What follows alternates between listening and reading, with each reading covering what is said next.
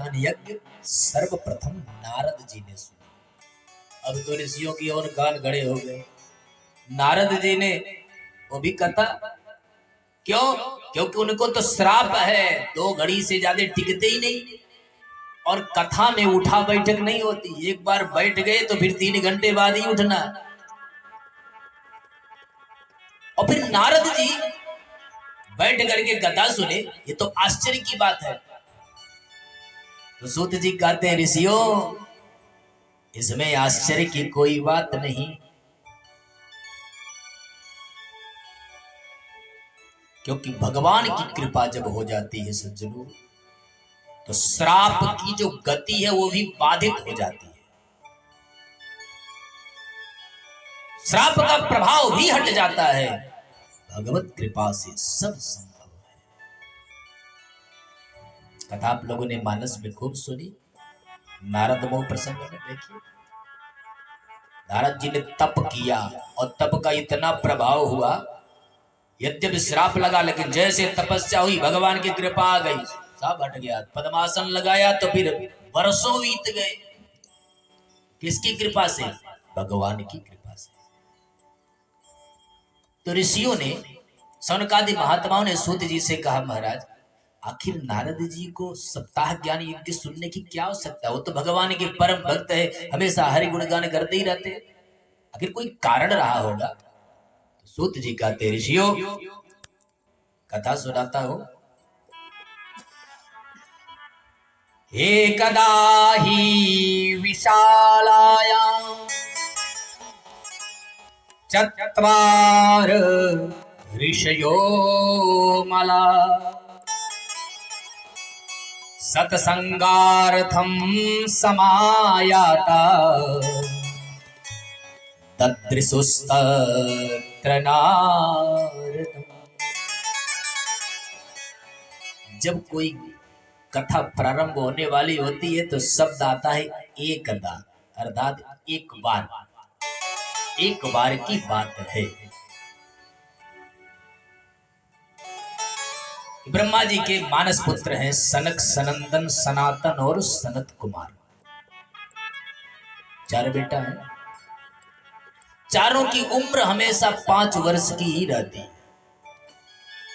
वो 5 वर्ष से न घटते हैं न बढ़ते हैं। किसके प्रभाव से? कथा मात्रैक जीविनः। उनके जो जीवन का लक्ष्य है वो केवल भगवान की कथा ही है, दूसरा कोई लक्ष्य नहीं। वो केवल कथा करते हैं और कथा सुनते भी है। देखो सज्जनों, सुनने वाला बड़ा महान होता है। जो व्यक्ति कथा नहीं सुना होगा वो कथा कर नहीं सकता। पहले सुनना पड़ता है। तो श्रोता, श्रवणम पहली भक्ति है। श्रोता बड़े महान है। आगे कथा आएगी, बड़ी विशेषता बताई गई। तो चारों भाई विशालापुरी, विशालापुरी कहते हैं बद्रिकाश्रम। चारों भाई कथा के लिए घूम रहे, सोच रहे थे कि भाई कोई अच्छा स्थान मिले जहां पर भूमि समतल हो। वहां तो पहाड़ था। अब विशालापुरी में घूम रहे, सोच रहे कहां बैठ के कथा सुना जाए। और यही आपस में चर्चा कर रहे थे कि तब तक नारद जी आते हुए दिखाई दिए। और नारद जी बिल्कुल नीचे दृष्टि किए हुए सरपट भागे चले आ रहे। तो सनकादि महात्मा ने नारद जी को देखा, मन में प्रसन्न हो गए। वाह, देखिए मन में इच्छा जगी कथा सुनने की, देखो महात्मा भी आ गए, अब तो कथा हो ही जाएगी।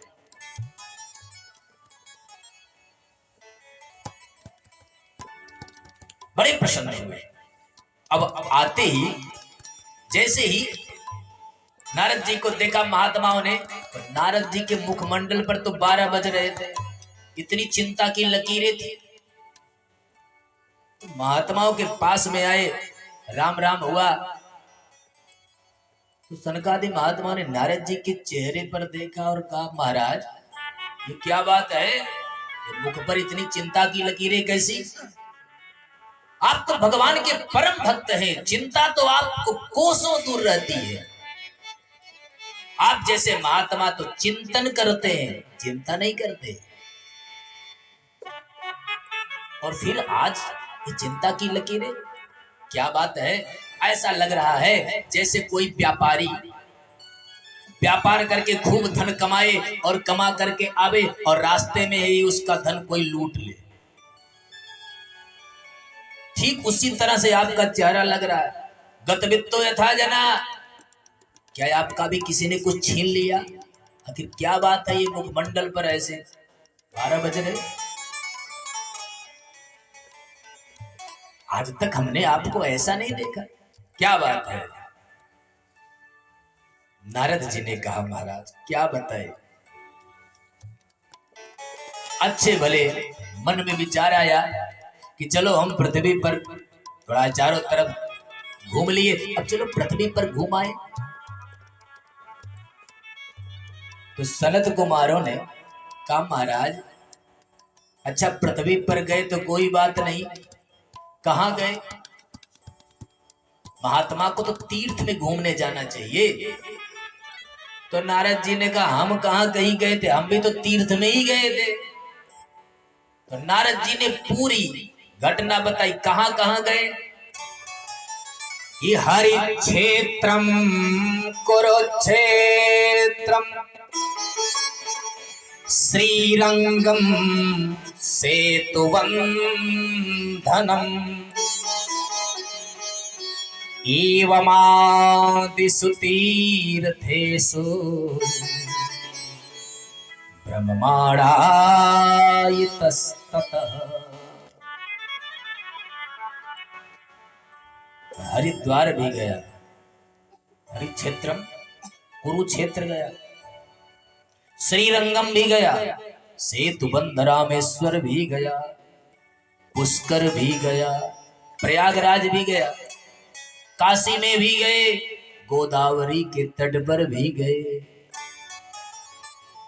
लेकिन महाराज क्या बताएं, हम जिस वस्तु की तलाश में गए थे वो वस्तु हमें कहीं दिखी नहीं। सनकादि महात्माओं ने कहा महाराज आप किसकी तलाश में गए? तो नारद जी ने कहा कि मेरे मन में विचार आया कि चलो देखो तो सही धर्म कितना प्रभावित हो रहा है, धर्म की कितनी वृद्धि हो रही है। तो तीर्थ में ही जाने से धर्म की बात पता लगती है। तो महाराज हम सब तीर्थ में गए लेकिन ना पश्यन् कुत्रचित् धर्मः मनः संतोष हेतुकम् कलिना धर्ममित्रेण धरेयम्बाधिताधुना। नारद जी कहते हैं हे सनकादि महात्माओं मुझे कहीं पर धर्म नहीं दिखाई दिया जिससे हमारे मन को संतोष हो जाए। क्यों? क्योंकि कलिकाल रूपी मित्र ने सबको बांध रखा है, ऐसा बांधा है कि धर्म तो उससे डर के भाग रहा है। नारद जी कहते हैं कि जो धर्म के स्तंभ हैं क्या क्या है? सत्यम नास्ति तपः शौचम दया दानम न विद्यते। ये धर्म के 4 पैर हैं सज्जनों, सत्य तप दया और दान। इसी से धर्म पता लगता है। सत्यवादी हो, दयावान हो, तपस्वी हो, दानी हो।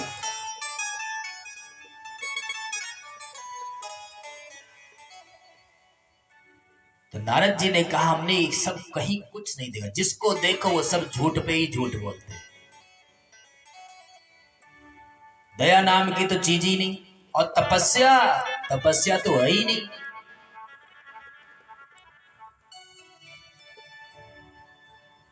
तो उदरम भरिणो जीवा परा का कूट भाषिण।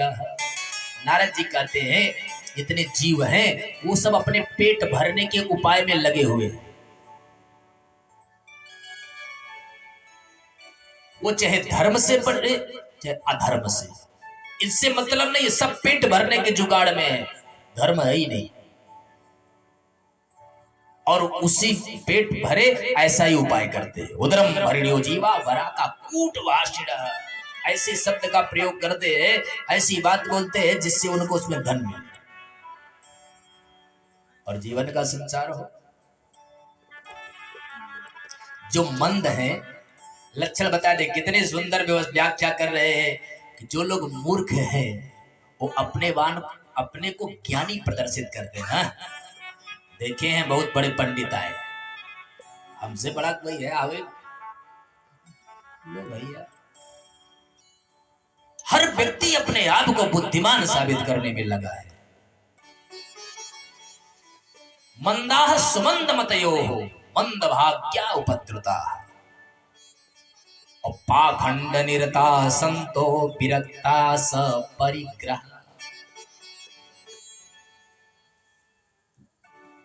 सबके विषय में नारद जी ने सनकादि महात्माओं को बताया कि जो लोग हैं सब अपने अपने धर्म को छोड़ के दूसरे रास्ते पे चल रहे।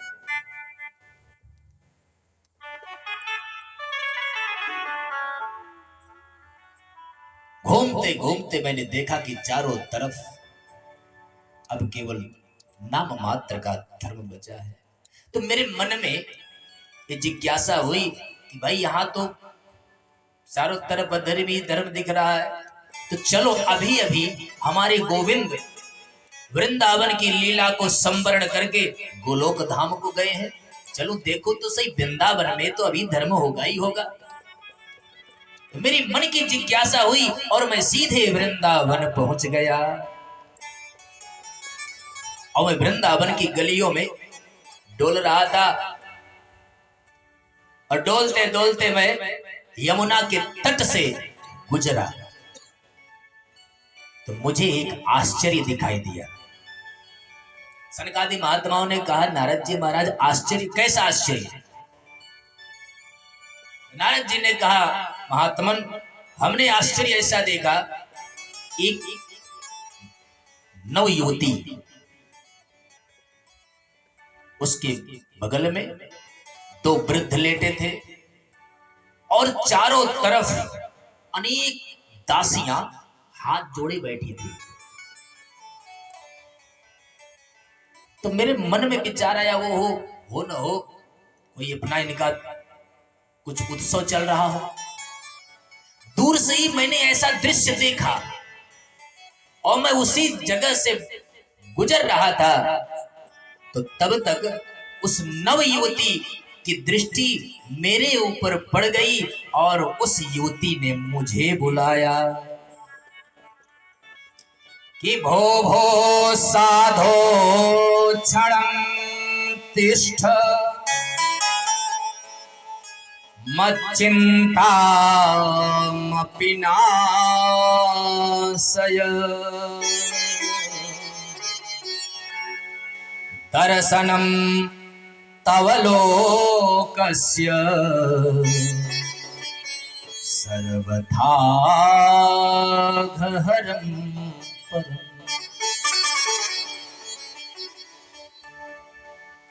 नारद जी कहते हैं महाराज उस युवती ने मुझे बुलाया, भो साधो, हे साधु महाराज तनिक रुको, क्षणम तिष्ठ, थोड़ी देर रुको और मेरे दुख का निवारण करो।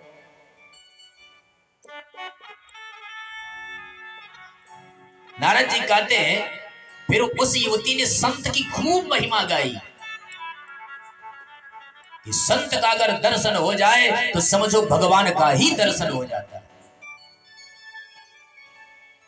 और संतों की खूब महिमा जब गाई तो मुझसे रहा नहीं गया।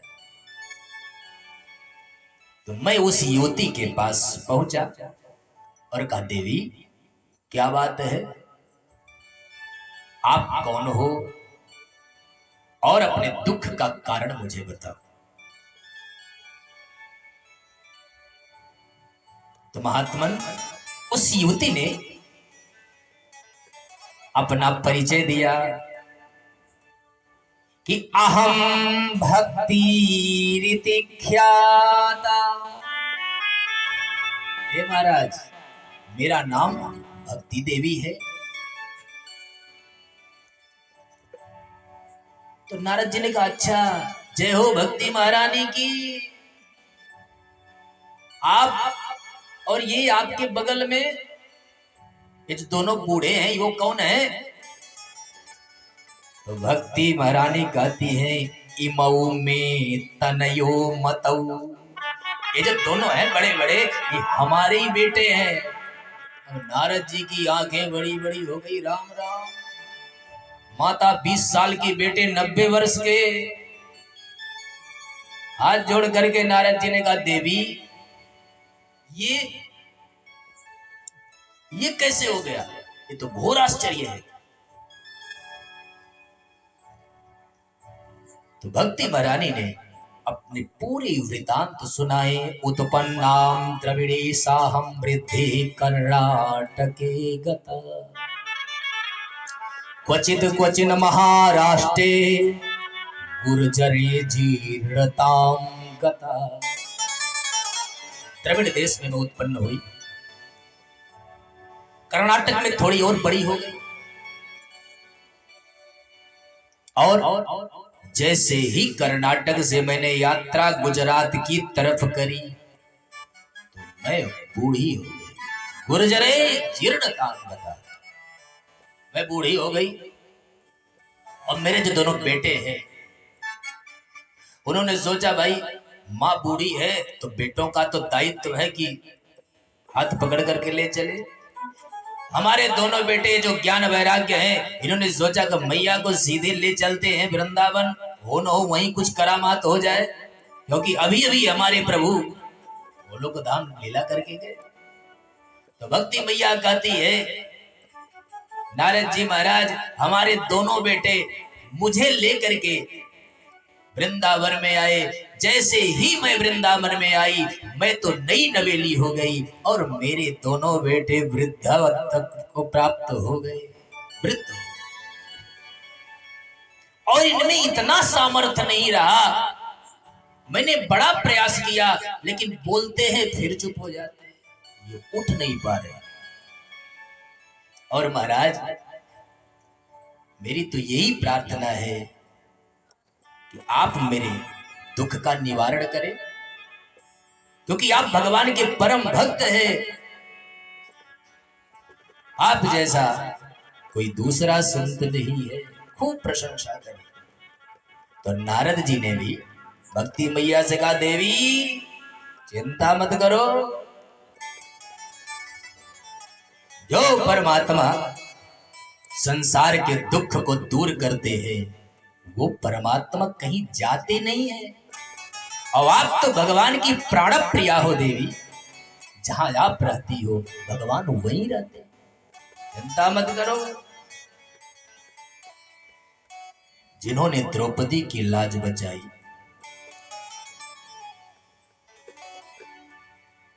दुर्वासा के श्राप से पांडवों को मुक्ति दिलाई,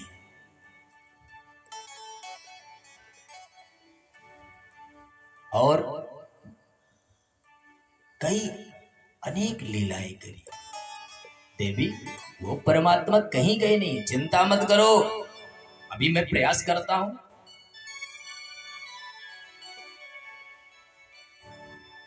और तुम तनिक भी चिंता मत करो। अब नारद जी खूब प्रयास किए। क्या क्या किए? अब नारद जी अपनी बीती सुना रहे। वहां नारद जी ने कहा, महाराज मैंने पुराण सुनाए, उपनिषद सुनाए, वेद सुनाए, लेकिन जैसे कुछ उनके कानों में गए, कुछ देर तो उठ के बैठे, लेकिन फिर धड़ाम से गिर गए। मैंने जितनी भी दवा पिलाई, कुछ तो काम करी, लेकिन फिर उसी अवस्था में चले। मैंने बहुत प्रयास किया ज्ञान वैराग्य को चैतन्य करने का, लेकिन मेरा प्रयास विफल रहा। अंत में आकाशवाणी हुई, हे नारद जी महाराज सत्कर्मं, हे नारद महाराज सत्कर्म करो। आकाशवाणी ने कहा, नारद जी सत्कर्म से ही ये दोनों ज्ञान वैराग्य चैतन्य। दवा बता दी, यही दवा पिलाओ, ये दोनों चैतन्य हो जाएंगे। अब जैसे ही हमारे कानों में सत्कर्म रूपी दवा आई, तो मैंने सोचा कि सत्कर्म रूपी दवा है क्या। तो मैंने फिर उस आकाशवाणी से पूछा, भाई ये दवा कौन बताएगा, कहां मिलेगी, कैसी है। तो आकाशवाणी ने कहा, कोई संत ही सत्कर्म रूपी दवा बता सकता है। इतना कह करके आकाशवाणी अंतर्ध्यान हो। अब मैं उसी सत्कर्म को खोजते हुए मार्ग से चला। मैंने भक्ति से कहा, देवी चिंता मत करो, मैं यूं गया यूं आया, अभी सत्कर्म की रूपी दवा को खोज के लाता। तो मैंने सोचा कोई महात्मा ही बताएगा। तो रास्ते में बहुत महात्मा पड़े। सनकादि महात्माओं ने कहा, नारद जी तो रास्ते में आते हुए कोई महात्मा नहीं मिले। तो नारद जी ने कहा, मिले तो बहुत, लेकिन मुंह की भूता तथान्ये तो क्रियन्ते स्तु पलायिता। कुछ महात्मा आए तो उनको पता लग गया कि नारद जी आ रहे, अभी सत्कर्म पूछेंगे। तो जब नारद जी को नहीं पता है, ये तो डॉक्टरों के महाडॉक्टर है, जब इनको नहीं पता तो हमें क्या पता कि सत्कर्म क्या है। तो नारद जी सनकादि महात्माओं से कहते हैं कि कुछ महात्माओं ने तो मौन व्रत धारण कर लिया और अपने चेलों से कह दिया, देखो अभी नारद जी आएंगे तो उनसे कहना महाराज जी मौन में, बताना न पड़े। और कुछ तो अपना आश्रम छोड़ के भाग खड़े हुए। और महाराज वही सदकर्म को खोजते खोजते हम बद्रिकाश्रम में आए और आपका दर्शन हो गया। ये हमारी चिंता का कारण है। सनत कुमार कहते हैं, नारद जी महाराज माम चिंताम कुरुदे वर्षे हर्ष चित्ते समावह उपाय सुख साध्योत्र वर्तते पूर्वैव। हे नारद जी महाराज, अब चिंता मत करो। क्यों? क्योंकि जिस वस्तु की खोज में आप चिंतित हो, वो वस्तु तो पहले से ही विद्यमान है। नारद जी ने कहा पहले से ही। सनत कुमार कहते, वो वस्तु बहुत सुख प्रदान करने वाली है और साध्य है, ऐसी नहीं है कि न मिले, वो पहले से ही रखी रखाई दवा है। तो नारद जी ने कहा महाराज जब पहले से ही रखी रखाई तो जल्दी से मुझे बताओ। खूब प्रशंसा की सनकादि महात्माओं ने। हे नारद, तुम तो भगवान के परम भक्त हो। तो नारद जी ने कहा महाराज ये सब तो पहले बात, पहले मेरी दवा बताओ, ये सत्कर्म रूपी दवा क्या है। तो सनकादि महात्माओं ने नारद जी से कहा, नारद जी आपको तो वो दवा पहले से ही मालूम है, मुझे ही मालूम है। क्या दवा है? तो सनकादि महात्मा कहते हैं कि सतकर्म सूचको नूनम ज्ञान यज्ञम स्मृतो बुधै श्रीमद्भागवतालापः सतुगीतः सुकादिभिः। ये जो सत्कर्म का जो सूचक शब्द है, सत्कर्म ज्ञान यज्ञ को कहते हैं। और ये ज्ञान यज्ञ कोई और नहीं, श्रीमद्भागवतालाप, वही श्रीमद्भागवत की कथा ही ज्ञान यज्ञ है। वही सत्कर्म है जिस ज्ञान को आपने व्यास जी को दिया और व्यास जी ने सुखदेव जी को दिया और सुखदेव जी ने परीक्षित को सुनाया।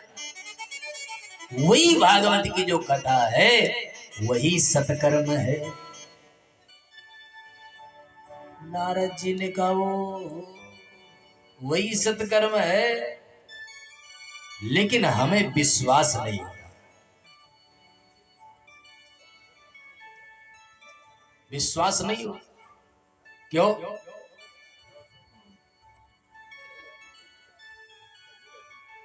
क्योंकि आप कहते हो कि भागवत जी सत्कर्म है, और ये भागवत जी कहां से निकले हैं? वेद से ही। अभी हमने बताया ना भागवत जी का स्वरूप। ये भागवत जी वेद रूपी वृक्ष के पके हुए फल है। तो नारद जी कहते हैं सनकादि महात्माओं से, महाराज आप कहते हो कि यही भागवत जी ही सत्कर्म है, तो भागवत जी कहां से निकले हैं? वेद से ही निकले हैं। तो मैंने उन दोनों को जो वेद ही सुना दिए और उनका कुछ नहीं हुआ, तो भागवत सुनाने से वो चैतन्य हो जाएंगे? ये तो मुझे आश्चर्य दिखता है। सनकादि महात्मा समझ गए, वो इन्हें तो जब तक प्रैक्टिकल से समझाया नहीं जाएगा समझेंगे नहीं। सनकादि महात्माओं ने कहा, नारद जी महाराज, यद्यपि भागवत जी वेद से ही निकले हुए हैं, लेकिन जो काम भागवत जी कर सकते हैं वो वेद कभी नहीं कर सकते। उदाहरण दिया है 3 कि अमूलाग्रम रसस्तिष्ठन् न स्वास्ते स्वाद्यते यथा सभूयः संपृथग्भूतः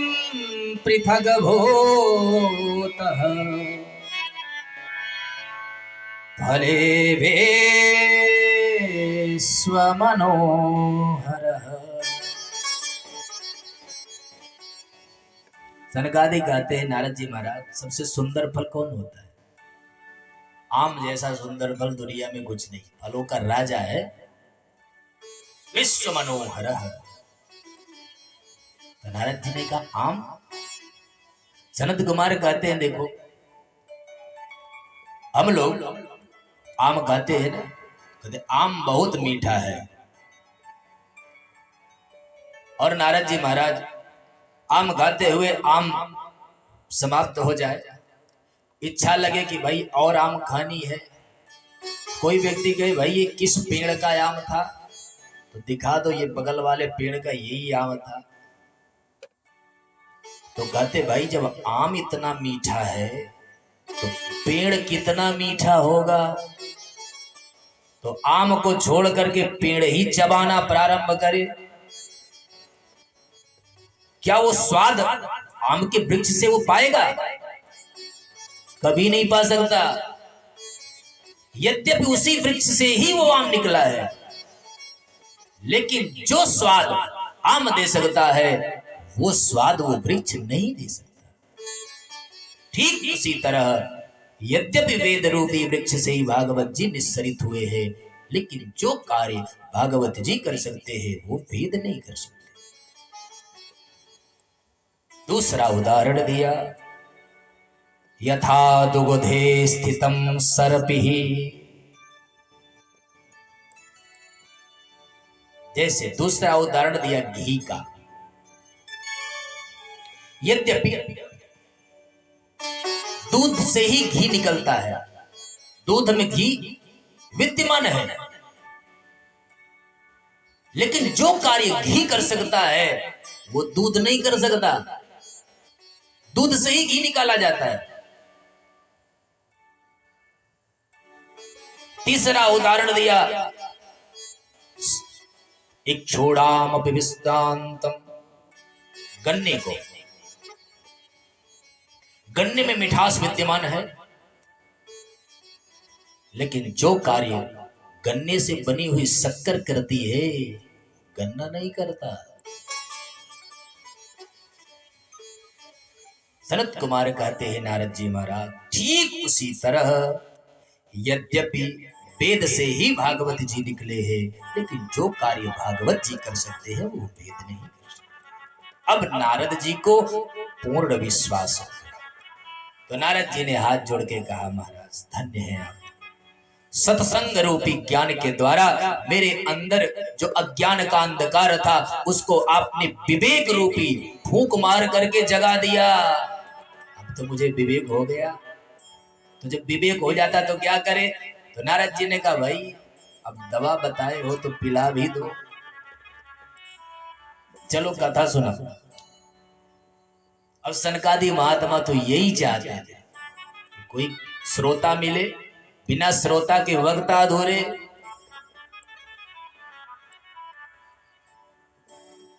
अब सनकादि महात्माओं से नारद जी ने कहा, भाई अब ये आपने दवा बताई है तो ज्ञान वैराग्य को चैतन्य करने के लिए आप कथा सुनाओ। सनकादि महात्माओं ने कहा, महाराज तो इसके लिए भूमि होनी चाहिए समतल। तो यहां देखो हम लोग बद्रिकाश्रम में हैं, बड़े बड़े पहाड़ है, या तो बैठने की ही जगह नहीं और कथा बैठ के ही सुनी जाती है। तो ऐसी जगह चलो जहां बैठने की व्यवस्था हो। और देखो जब कथा होती है तो संत महात्मा अनायास ही कथा सुनने पहुंच जाते हैं। तो ऐसी व्यवस्था करो, ऐसे जगह का चयन करो जहां पर सब लोगों की सुनने की व्यवस्था हो। इसीलिए जब कहीं कथा होती है गांव में, शहरों में, तो लोग पांडाल लगाते हैं। अपने सुनना हो तो वहीं बगले में सुन ले। ये पांडाल, ये व्यवस्था उसीलिए बनाई जाती है कि श्रोतागण हमें उनके बैठने का उचित प्रबंध हो।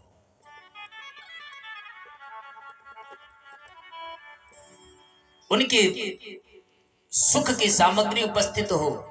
कोई ऐसा भी श्रोता आ जाए कि मान ली उनके घुटनों में दर्द है, बैठ नहीं सकते, तो उनके लिए वैसा प्रबंध हो।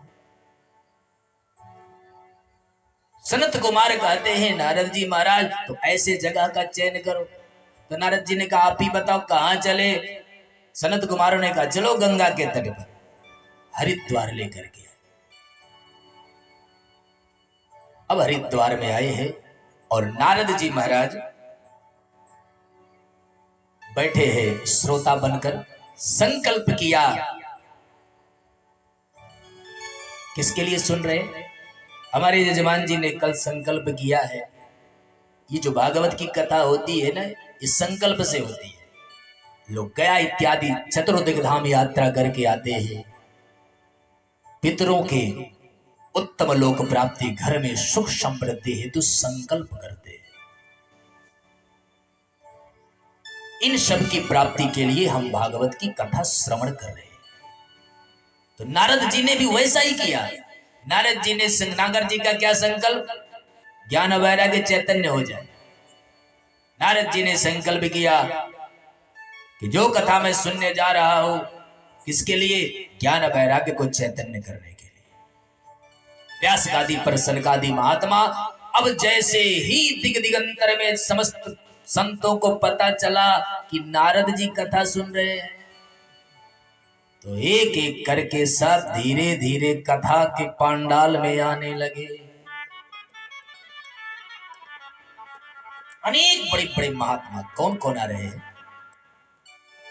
व्यास जी ने चित्र खींचा है कि भृगुरु वसिष्ठश्च वनश्च गौतमो मेधातिथिर्देवलदेवरातो रामस्तथा गाधिसुतश्च साकलो मृकण्डपुत्रा धृतपिप्पलादा योगेश्वरौ व्यासपराशरौ च छायासुको जलिजहनमुख्या सर्वेऽप्यमी मुनिगणा सह पुत्र शिष्या स्वस्त्रीभिरायुरतिरे प्रणयेन युक्ता। भृगु जी आ रहे, महात्माओं में सर्वश्रेष्ठ भृगु जी को बताया गया जिन्होंने भगवान के वक्ष स्थल पर लात से प्रहार किया, वो भी कथा सुनने आए। और कौन आया?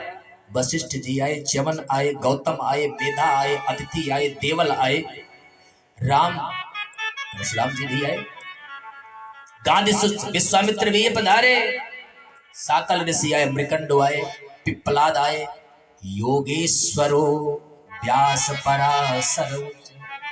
योगेश्वर इसको कहा गया सुखदेव जी, वो भी कथा सुनने आए। ऐसा मत समझना सज्जनों कि सुखदेव जी कथा ही करते, सुनते भी है। हमने अभी भी कहा सुनने का बड़ा महत्व है। पहली भक्ति है श्रवणम। सुखदेव जी कथा सुनने आए, व्यास जी आए जिन्होंने लिखा, उनके भी दादा आए, पराशर जी भी आए, और अकेले नहीं आए,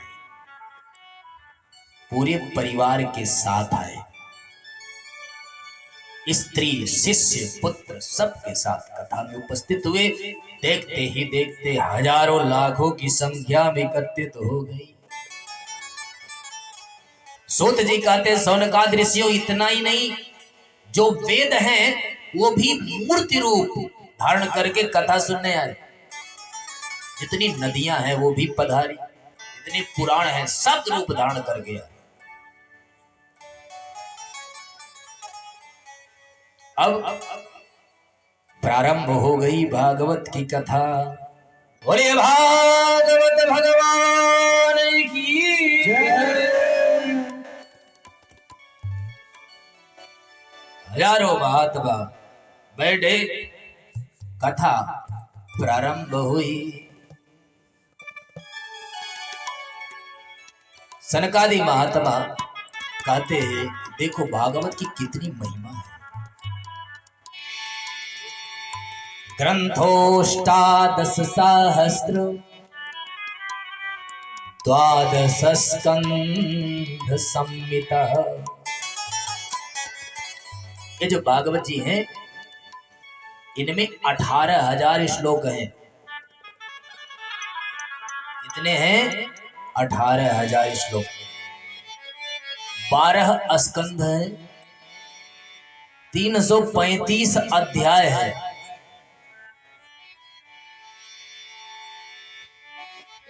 और इसमें परीक्षित जी का और सुखदेव जी का संवाद है। परीक्षित जी ने प्रश्न किया है, सुखदेव जी ने उसका समाधान।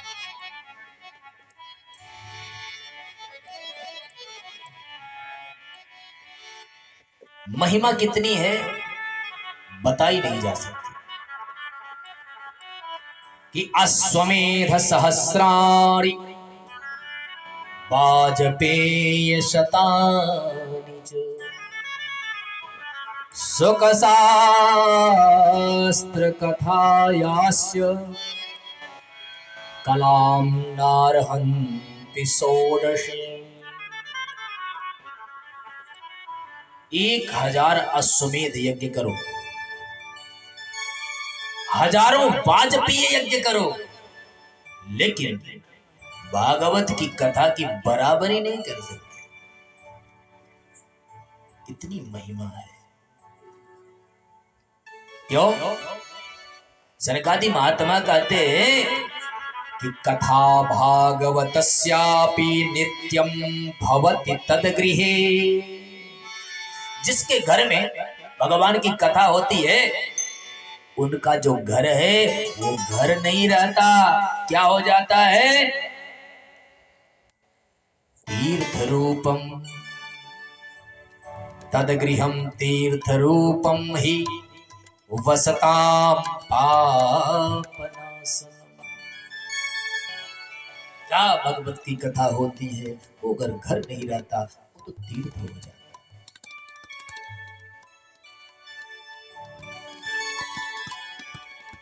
ये भागवत जी की महिमा है। ये जहां होती है वहीं तीर्थ बना देती है।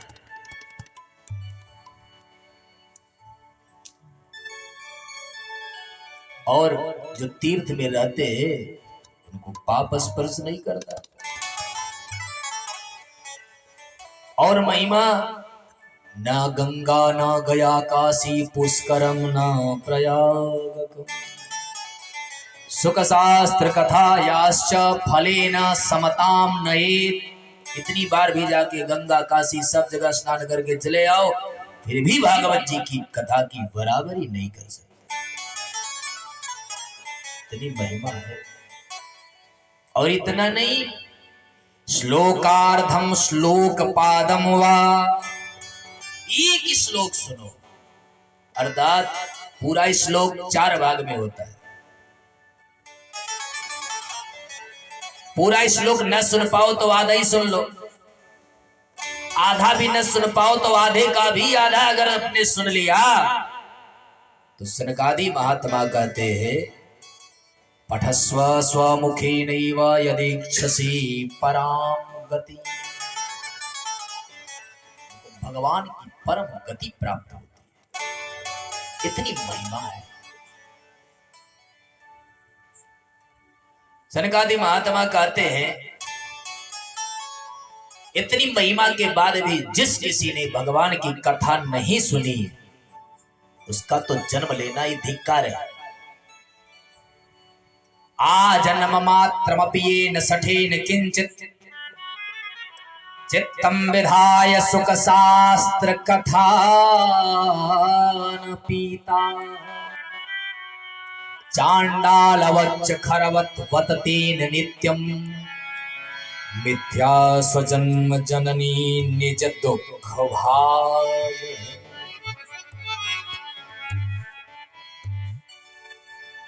सनकादि महात्मा तो यहाँ तक कहते, आजन्म मात्रमपि येन सठेन किंचित। जो जन्म लेने के बाद भी सठ बना रहा और उसने कथा नहीं सुनी, चांडाल के समान है। और खरवत, खर कहते हैं गधा को,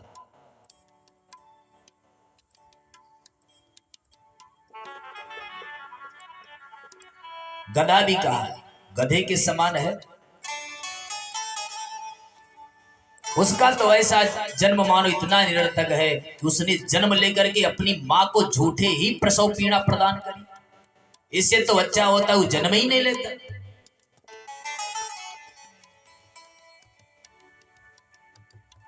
अर्थात मानव जीवन का जो परम धर्म है वो भागवत सत्संग है। इतना सुंदर जीवन मिला है तो सत्संग आवश्यक है। यत फलम नास्ति तपसा न योगीन समाधिना। सनत कुमार कहते हैं, भगवान की कथा बड़ी दुर्लभ है। अनायास ही व्रत जप करने की आदत सब प्राप्त हो जाती है।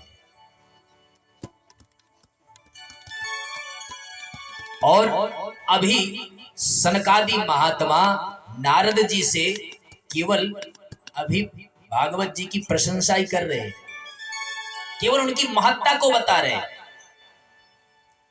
और महत्ता मात्र से ही, अभी कुछ ही महत्व को बताया, इतने के फल स्वरूप ही भक्ति मैया के जो दोनों बेटे ज्ञान वैराग्य थे चैतन्य हो गए। भक्ति मैया बड़ी प्रसन्न हुई और अपने दोनों बेटों को लेकर के भक्ति महारानी हरि गुणगान करती हुई सीधे कथा के मध्य में पधारी कि भक्ति सुतो तो तरुणो गृहीत्वा प्रेमैकरूपा सहसा विरासी। भक्ति सुतो तो तरुणो गृहीत्वा प्रेमैकरूपा सहसा विरासी। कृष्ण गोविंद हरे मुरारी, श्री कृष्ण गोविंद हरे मुरारी। नाथे नामा निमोहर वदन्ते, नाथे नामा निमोहर वदन्ते। भक्ति सुतो तो तरुणो गृहीत्वा प्रेमैकरूपा सहसा विरासी। प्रेमैकरूपा सहसा विरासी। भक्ति मैया ने दोनों बेटों को युवा देखा, खूब प्रसन्न हुई, लेकर के कथा पांडाल में जहां नारद जी ज्ञान वैराग्य को चैतन्य करने के लिए कथा श्रवण कर रहे थे सनकादि महात्माओं के द्वारा, वही पधारी हरि गुणगान करते हुए आई। और सज्जनों, भक्ति जहां आ जाती है संकीर्तन करते हुए, तो भला श्रोता बिना संकीर्तन के रह सकते हैं?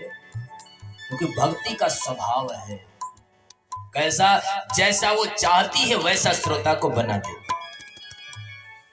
भक्ति अपने में मिला लेती है। और भक्ति कर क्या रही है? भक्ति महारानी अपने दोनों बेटों के साथ हरि गुण गान कर रही है। क्या गा रही है? आइए हम लोग भी भक्ति मैया के साथ भगवान नाम का स्मरण करें। श्री कृष्ण गोविंद हरे मुरारी, श्री कृष्ण गोविंद हरे मुरारी।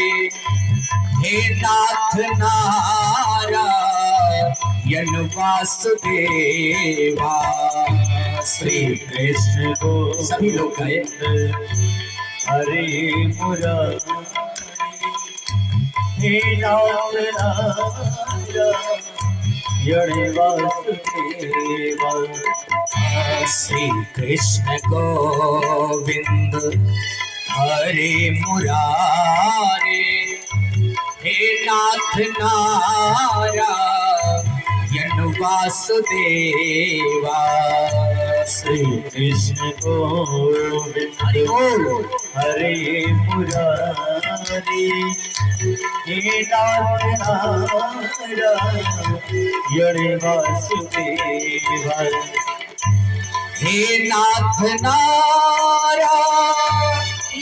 वासुदेवा, हे नाथ नारायण वासुदेवा, हे नाथ नारायण वासुदेवा, हे नाथ नारायण वासुदेवा, हे नाथ नारायण यन वासुदेवा हे नाथ नारायण श्री कृष्ण गोविंद हो हरे मुरारी श्री कृष्ण गोविंद हरे मुरारी हे नाथ नारायण